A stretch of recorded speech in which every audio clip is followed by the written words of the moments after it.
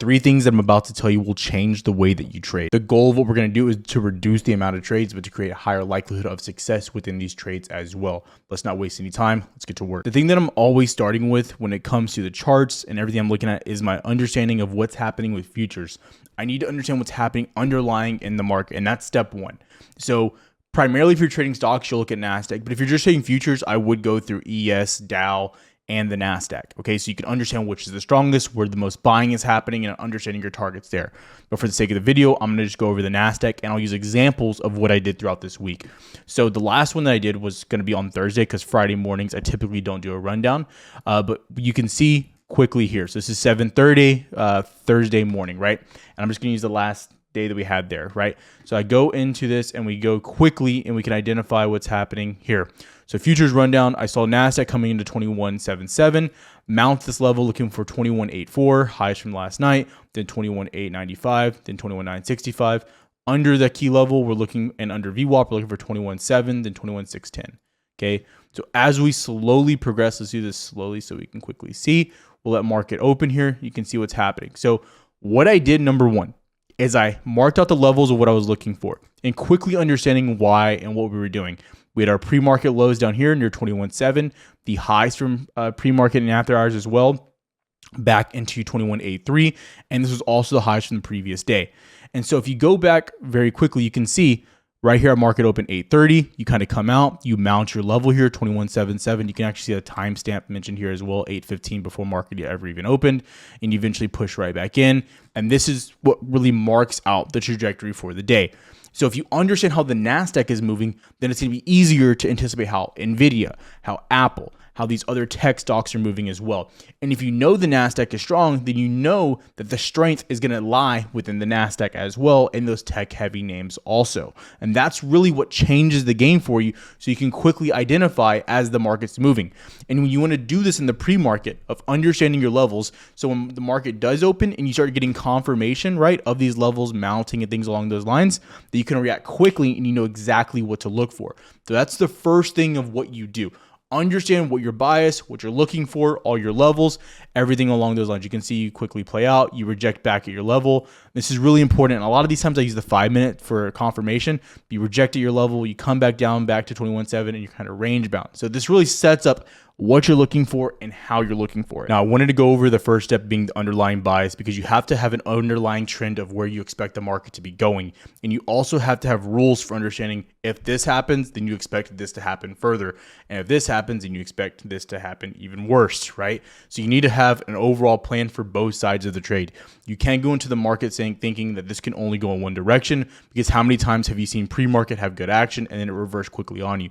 So you want to prepare for both of those situations. So no matter what happens, your plan is set to evolve and to adapt to that current market. And that leads me right into step number 2. And really quickly, guys, I do want to just give a shout out to Discord. If you are interested, the link is down below. I always try to make as much free education every single week here on the channel, but what you get, and I don't want this to come off as like a signals. This is more education and being around traders that are like-minded, and you can understand what to look for. So every single day, me and Jordan, we run this Discord.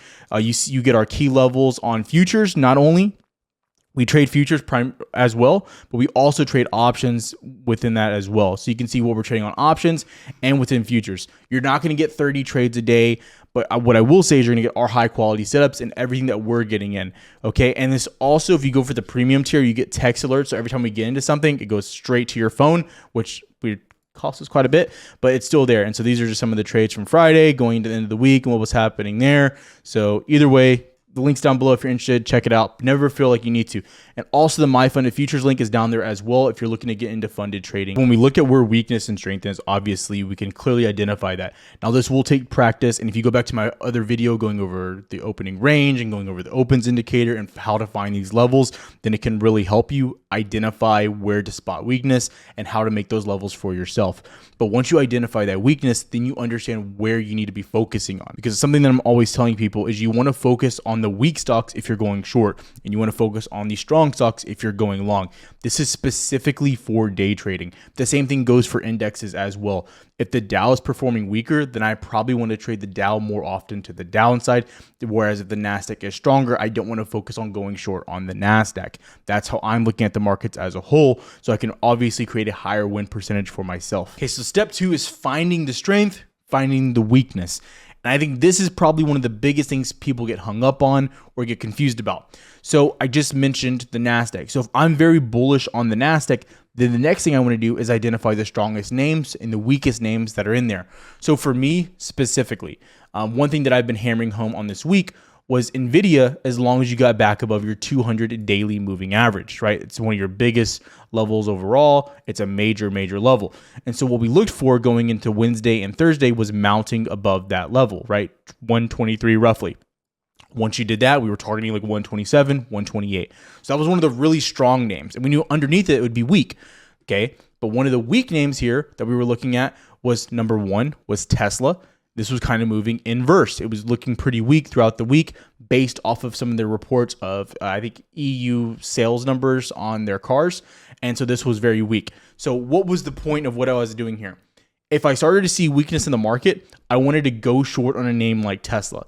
If I started to see strength and see continuation from the Nasdaq, then I wanted to focus my time and longs on NVIDIA. So you understand both premises of what's happening there. So if I go back into Nasdaq and I look what's happening as you're coming back into those levels, from Wednesday going into Thursday, obviously here, right? And so the big thing you can see here is you kind of range bound. You kind of end the day, you get back above this. You push the play button so you can see. You start seeing more strength throughout the day, and you end up breaking into ultimately 21.9 going throughout the end of the day. And so when you start to see that, that's where you want to focus on NVIDIA, instead of spending all your time focused on maybe should I short NVIDIA, should I short Apple along these other lines. No. On the other side of that, if you were still focused on that downside thesis, you can see here on Wednesday and Thursday, guess what happens? Tesla goes down all day long. All day, there's literally there's no stopping Tesla. Tesla just is weak, inherently making lower highs and lower lows, which is the premise of a bearish overall trend. So you can see as well, even though the market bounced, Tesla was a big underperformer, which was a terrible option to go long on. And you know this because you step into the market pre-market, you identify where the strength, where the buying is, what's making higher highs, what's making lower lows, what's getting above major levels, major supports, things along those lines. And you can pin this down even more because another one of the big names we looked at inside of Discord was a name like Netflix, something that we mentioned all week long. Netflix and Meta were our two biggest players. See, Tesla to the downside is the name we were trading. But you can see going here as well, Meta was one of our biggest long opportunities because it was breaking all-time highs. So it's important that you're identifying those specific setups and you're understanding, again, the strength versus the weakness, because so many times I see people hammering home of, okay, I want to go short on NVIDIA here, right? I'm like, well, why would we want to do that when we have Tesla, which is clearly the weakest name in the market? So even if we're wrong in our thesis of, okay, the market's going to take a turn here, right? I know Tesla is going to hurt me the least because it's the weakest name out there. So if you're ever trying to time a top, then you really want to start hammering home going short on the weakest names out there overall. Now, something you hear me mention in all my videos is only trading your plan. Now, if I go into the day and I have a clear set of boundaries of where I think we're going to go, there's a chance that we might outperform. So in theory, if I'm looking at the Nasdaq and I'm looking at us going 200 points, then obviously I'm not looking at that to go 300, 400.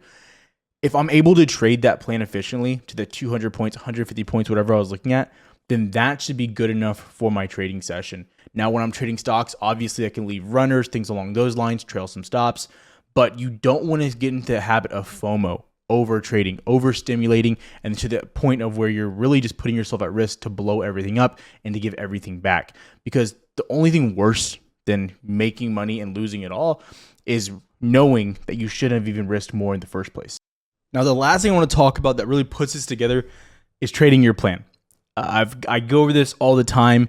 I think trading your plan is the number one thing people do, but then they just dismiss the idea. And what do I mean by that? So quickly, I want to go back in and just demonstrate what I was looking at here on futures and all my levels, right? But remember, this is on the 6th, okay? This is February 6th. This is Thursday, okay? What we're looking at, 21,895, then 21,965, okay? The levels never change, by the way. So what happens here? Again, so you can see going into Friday, you can see down here, the very bottom, it says the day. This is the 7th of February, the day after we made this for Thursday. So we proceed to look bullish into the end of Thursday and into Friday. Well, Friday, guess what happens, guys? You go right into your level of 21,965. That was my top of the line resistance on the NASDAQ. Okay. And what do we expect when we hit a target? If you're setting a target on Apple or you're setting a target on futures, whatever it may be, why do you set a target at a point? Because you expect it to be a resistance. You expect the opposite reaction to happen. If you go through it, cool. You can get back in a trade potentially later, right? But you expect an inverse reaction. Now, what I will say is Trump just said some crazy tariff stuff here, but still worth mentioning. You go right into your level, which was mentioned 24 hours prior to that, the touch, right? And that's the important thing here. Is you come into your level, and then what do you do here? What's your next move? That was your plan. That was your target. That was what you were looking for. Now you kind of have to adjust. You have to look for your previous levels. How do you react when you get there? And you obviously here, you just go straight down through them all. And so when you're expecting action to happen and it happens, you have to understand that's like the best case scenario of your trading that you could look at. But the other part of it is we start to, okay, well, our plan worked. We get this overwhelming sense of confidence to keep going, even though you really have nothing to be confident in. And that's the thing you have to really think about is when you have a plan that plays out and you're like, okay, well, I can just keep trading. Well, what are you going to keep trading? Did you continue to mark it out? Now, if you marked out that I expect a rejection to get it back down and then this X, Y, and Z to happen, then cool.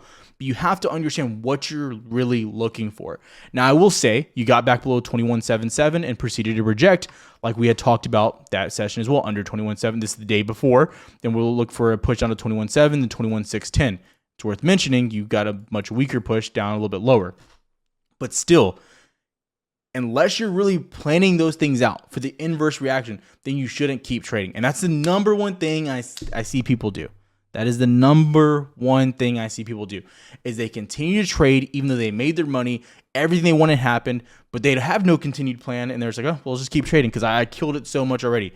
You killed it because you followed the steps, right? And then you lost it because you had nothing else after.